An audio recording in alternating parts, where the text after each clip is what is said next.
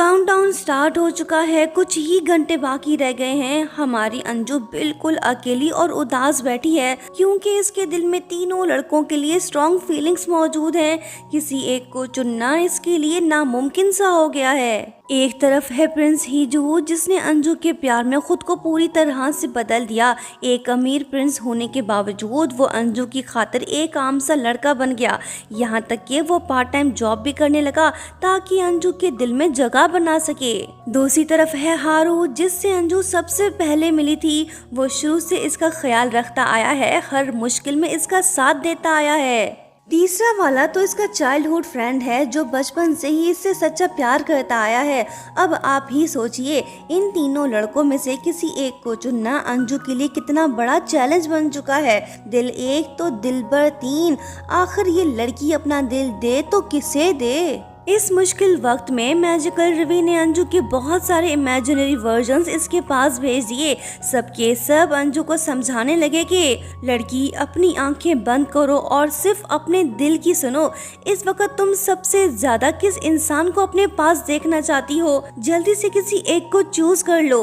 जैसे ही अंजू ने अपनी आंखें बंद की तो इसने फौरन से फैसला कर लिया कि इसे किसके पास जाना चाहिए। ये हंसते हुए सबसे बोली कि मैंने अपना फाइनल डिसीजन ले लिया। ये बात बोलते ही अंजू बिना एक सेकंड वेस्ट किए फौरन वहाँ से निकल पड़ी। ये लड़की तो फुल स्पीड में भाग रही है, इसके चेहरे पर खुशी साफ दिखाई दे रही है। ये अपने मंजिल की तरफ बढ़ती जा रही है। आखिरकार ये अपने चाइल्डहुड फ्रेंड के पास पहुंच गई। पूरा स्टेडियम तमाशाइयों से भरा हुआ है। टोंटा बेसबॉल खेलने में बिजी है। अब अंजू की आवाज उस तक कैसे पहुंचे?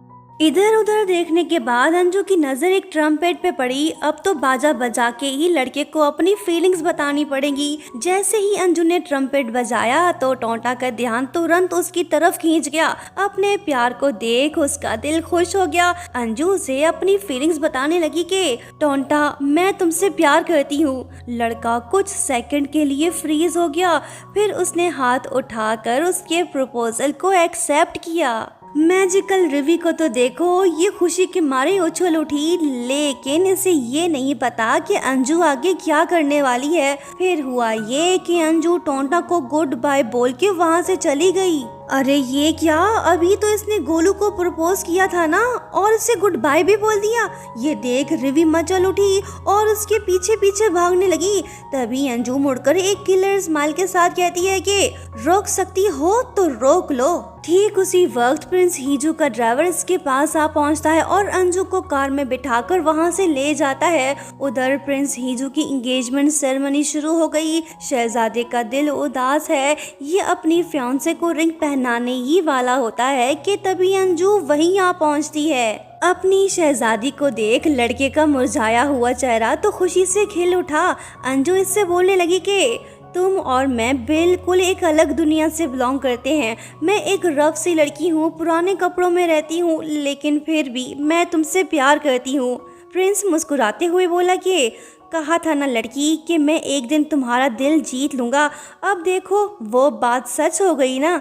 ये सुनकर अंजू खुश हुई। फिर ये हीजू को भी गुड बाय बोल के वहाँ से चली गई। जैसे ही ये बाहर निकली तो रिवी अपनी पूरी आर्मी के साथ उसके स्वागत में खड़ी थी। ट्विस्ट ये है कि अंजू की डुप्लीकेट्स भी इसके साथ हैं।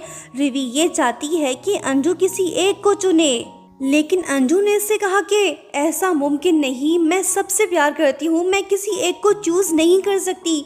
रिवी बोली कि तुम ऐसा नहीं कर सकती, इससे तुम्हारे हाथ कुछ नहीं आएगा। इस पर अंजू थोड़ा इमोशनल होकर कहती है कि रिवी, मुझे ये लगता था कि मेरी दुनिया सिर्फ गेम्स और चॉकलेट्स तक ही लिमिटेड है, लेकिन मैं गलत थी। ख़ास लोगों के साथ रहना, उनके साथ हंसना, टाइम स्पेंड करना, ये ज़्यादा खुशी देता है, और ये सब तुम्हारी वजह से पॉसिबल हुआ। Thank you रिवी। रिवी हंसते हुए बोली कि यू आर वेलकम, बट अगर तुमने किसी एक को चूज नहीं किया तो तुम सबको भूल जाओगी।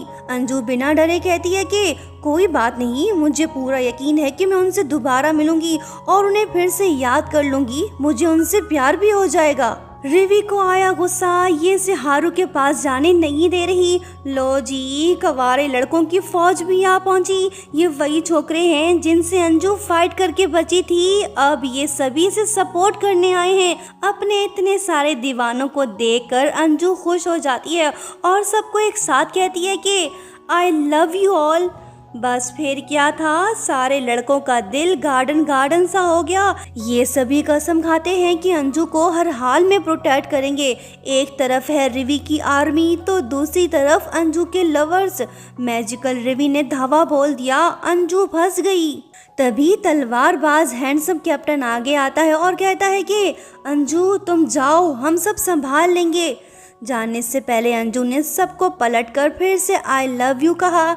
यानी अंजू किसी का दिल नहीं तोड़ रही, बल्कि ये सबका दिल जोड़कर एक परफेक्ट और यूनिक हैप्पी एंडिंग देना चाह रही है। वहीं दूसरी तरफ हारू एयरपोर्ट पहुंच चुका है। लड़का तो बड़ा ही उदास है। ये अंदर जाने ही वाला होता है कि तभी अंजू इसके सामने आकर खड़ी हो जाती है। अपने प्यार को देख लड़के का दिल खुश हुआ। लड़की इससे बोली कि हारू आई लव यू। अंजू ने तीनों लड़कों को अलग अलग से अपनी फीलिंग्स बताई, किसी का दिल नहीं तोड़ा। जब अंजू और हारू एक दूसरे की तरफ बढ़ने लगे तो पीछे से घड़ी की सुइयां भी तेज होने लगी। जैसे ही अंजू और हारू एक दूसरे के बिल्कुल करीब पहुंचे तो बदकिस्मती से 12 बज गए और इसी के साथ जादू का असर हमेशा के लिए खत्म हो गया। ये दोनों सब कुछ भूल गए। हारू बिल्कुल अनजान बनकर अंजू के पास से ऐसे गुजर गया जैसे ये इसे जानता तक ना हो। अंजू को भी कुछ याद नहीं। ये अपने घर वापस लौट आई। इसकी जिंदगी पहले जैसी हो चुकी है। वही रोज का रूटीन, सुबह को स्कूल जाना, शाम से रात तक बस गेमिंग करना।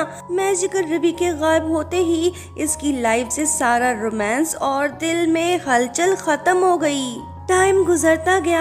आखिरकार वो दिन आ ही गया जब अंजू के मॉम डैड अब्रॉड से वापस लौट रहे थे। अंजू उन्हें रिसीव करने के लिए एयरपोर्ट पहुंचती है, लेकिन इसने देर कर दी। जब ये भागते हुए अंदर जाने लगती है तो तभी ये किसी लड़के से टकरा जाती है। दोस्तों, ये सीन बिल्कुल वैसा ही था जैसा पहले हुआ था। लड़के का मोबाइल हवा में उछल पड़ा। अरे ये तो कोई और नहीं बल्कि हारू है। अंजू ने बिल्कुल सही कहा था कि वो फ्यूचर में सबसे मिल लेगी। इसकी जिंदगी में फिर से प्यार लौट आएगा। अंजू ने जो कुछ किया बिल्कुल सही किया। इसने किसी का दिल नहीं तोड़ा, सबके दिल के साथ इंसाफ किया, जो कि सबसे अच्छी बात है। अब देखिए ना, किस्मत ने क्या खेल खेला। घूम फिर कर तकदीर ने से एक बार फिर से उन्हीं तीनों लड़कों के सामने लाकर खड़ा कर दिया। दोस्तों, अब आप ही बताओ, क्या अंजू ने सही किया या इसे किसी एक को चुन लेना चाहिए था? ये कहानी आपको कैसी लगी कमेंट करके जरूर बताना, और हाँ, चैनल को सब्सक्राइब करते हुए जाना। Thank you so much for watching. Bye bye.